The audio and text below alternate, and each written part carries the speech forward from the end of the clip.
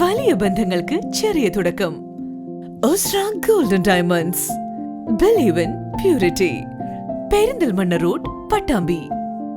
കടങ്ങപുരം government higher secondary school പരിസ്ഥിതി ക്ലബിന്റെയും SPC യൂണിറ്റിന്റെയും നേതൃത്വത്തിൽ പരിസ്ഥിതി ദിനത്തോടനുബന്ധിച്ച് എൻഡോസൾഫാൻ ദുരിതബാധിതരെ കുറിച്ചുള്ള MA റഹ്മാൻ സംവിധാനം ചെയ്ത a paradise for the dying എന്ന ഡോക്യുമെന്ററി പ്രദർശിപ്പിച്ചു.